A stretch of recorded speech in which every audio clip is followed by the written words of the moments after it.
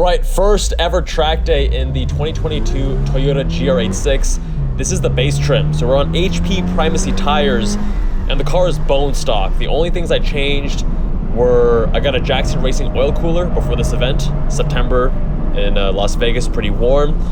And the other thing was brake pads.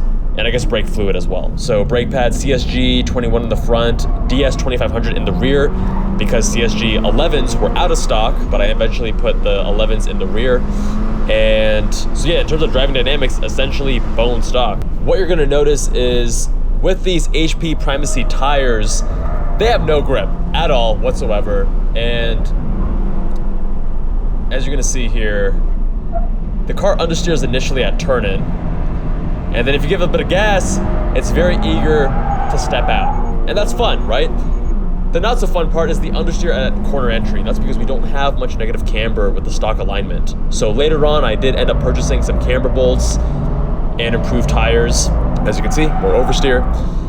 And those camber bolts really dial in the front end. But here in this stock configuration, especially with these tires, you get a lot of understeer at the beginning of a corner, and depending on how heavy your right foot is and how gradual you are, you can elicit a lot of oversteer. Now keep in mind, first time with this car, I cared much more about exploring the limits. And yes, I'm being pretty ham-fisted, I'm being pretty aggressive, such that I am inducing oversteer. You're gonna see at certain corners, I'm intentionally trying to hold some oversteer, get a little bit of a drift going, because it's fun, because I'm learning the car in that way. And it's obviously not the fastest way to go around a track, but it is one of the most fun ways. And as Jeremy Clarkson once said, "He who shall be last shall be sideways and smiling," when referring to the first generation GT86 and Subaru BRZ.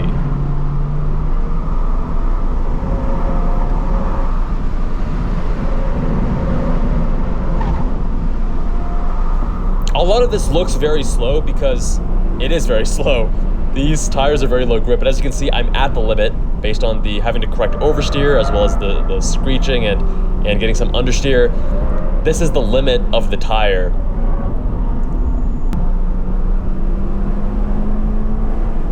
It was actually frustrating tracking with these tires because, you know, even in intermediate group, by the way, I love how the car is so playful like that. Even under braking, you're getting some rotation. You're able to actually do trail braking with this generation, whereas with the prior generation, unless you did the pedal dance, you weren't able to get that proper rotation on braking, that proper trail braking. But it was frustrating tracking this car because with such low grip, ooh, getting very sideways. And there's a lot of, camber as well as altitude change at that corner, which makes it even more exciting.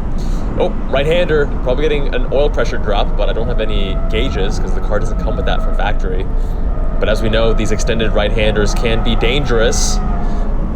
And even here, I've never actually had the car get squirrely before, but as you can see, I'm having to correct and catch it because it is just so willing to be playful, which I think makes it a lot of fun. And you can see it's all in slow motion. It's very easy to control, easy to correct, which is why I think this car is so friendly for beginners who are trying to get started with their track days. And even if you're more advanced, you can still extract a lot out of the vehicle.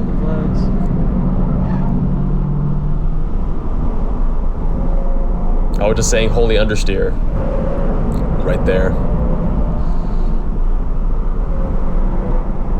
But yes, going back to those prior sessions, it is frustrating that with these tires, in intermediate group, I'm middle of the pack, whereas with even my FRS,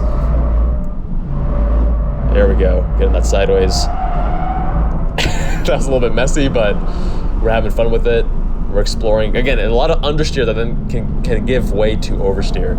Even with the FRS on PS4S tires, I was able to be one of the fastest cars in intermediate group, and this car with these low grip tires, I was feeling very slow. This is one of my faster laps that day. These two laps back to back are within a few hundredths of a second within one another. Keep in mind that a lot of these apex cones are actually designed for Corvettes, so you want to have a later apex because those cars really want to rock it out, a lot of acceleration. Getting right at the limit there, having to correct a bit of oversteer. Could use a little bit more track on exit right there. Keeping to the left because the right side is very bumpy. Otherwise I would be further to the right to shorten the distance. Take the shortest line. This turn 4 is one of my favorites because I tend to get sideways, a little bit off camber. Want to keep it nice and tight. Getting some understeer, giving way to oversteer. Could have used a bit more track width. This is actually my first time on this newer configuration, although I have done other configurations of this track in the past. Want to straighten up your wheel there because as you dip, you don't want to unsettle the car. And as you can hear from the tires as well as from my my inputs, right, when I need to correct oversteer, we're going pretty slow, but we're already at the limits of the tire. This car really did come alive by giving it some proper 200 treadwear tires and those camber bolts. And I have a separate video discussing how $600 can completely transform the vehicle. Far more engaging once you address those two deficits.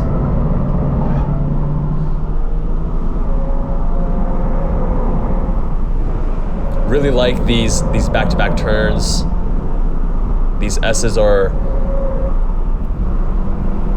can be technical at times.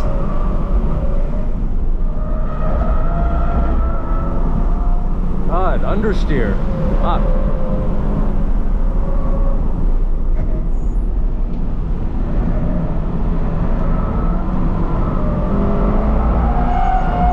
Getting a bit too tail happy on the exit of the bowl.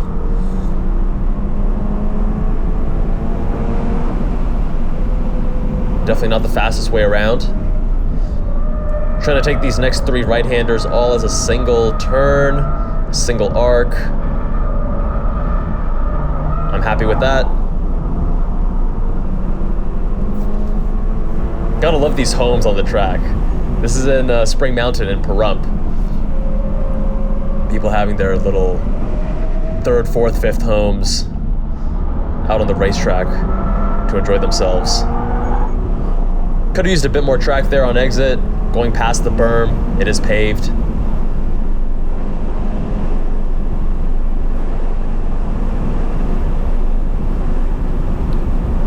Bus stop is always fun.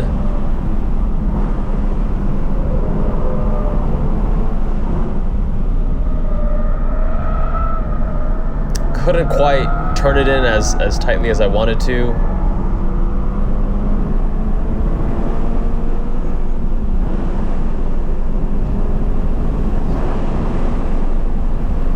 And there we go, a 3:30.13.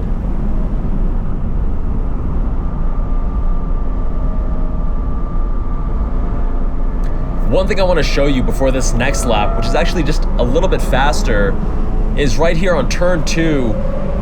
This car is more playful than the FRS I was driving. And the FRS, keep in mind, was on PS4S rubber. But look at this, even on this turn, it's getting right to the limit. I'm having to correct some oversteer. A lot of fun. I do actually very much enjoy that.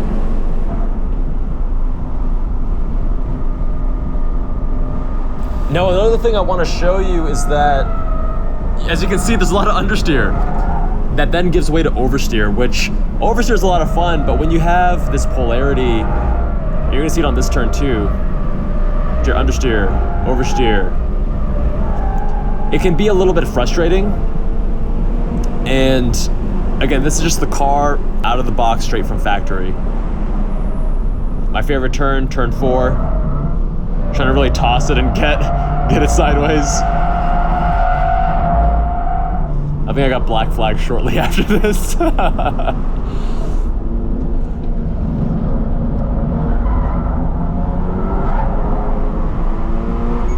Getting a little bit more aggressive later in the day, just trying to play around with the car. All right, another hot lap.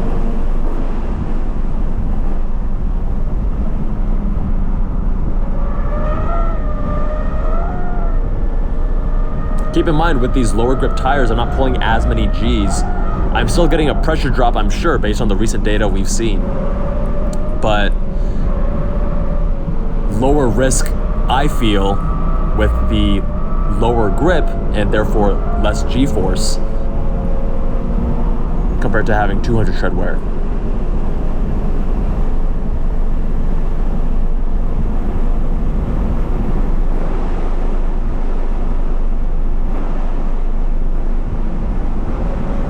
I am concerned now. I've done over a dozen track days with my 8.6, and I have Kumho V730 tires, and I've done close to a dozen track days on those tires. And now when it comes to replacing them, I'm considering getting something that is lower grip rather than proper 200 tread wear track tires.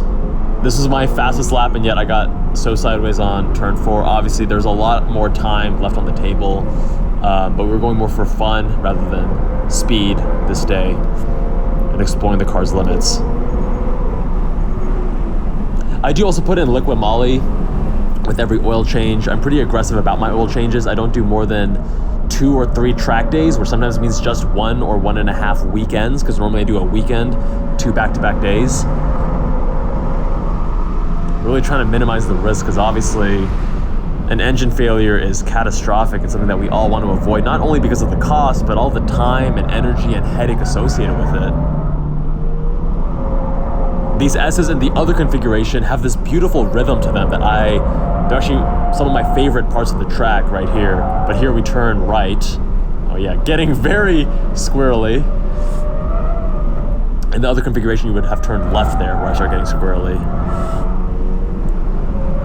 Oh yeah, really over-driving the car on this lap, which definitely lost a lot of time in certain areas, but also gaining an advantage in certain areas when the overdriving lands and you're right at the limit of traction without overdoing it.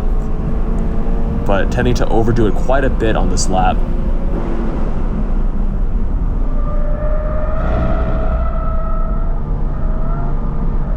Totally blew past the apex there. Coming in hot, but still lined up well for an exit right here. Giving the indication to the Camaro behind that I see him. I'm going to let him pass the next passing zone. Hitting the rev limiter, but it's one of those times where it makes sense to just hit the rev limiter and not shift. I should have short shifted before hitting the limiter. Giving the point by, but since these Camaros are so much faster, I don't even have to lift off.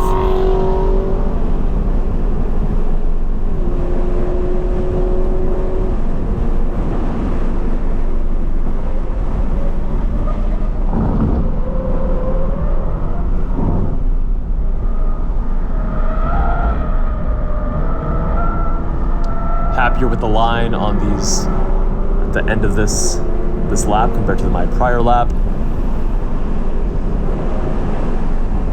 And the final time is less than a tenth faster than the prior lap. And there you have it, guys. That is what the GR86 is like stock on the track and the base trim. Let me know what you guys think. Much love, my friends, and I'll see you in the next one.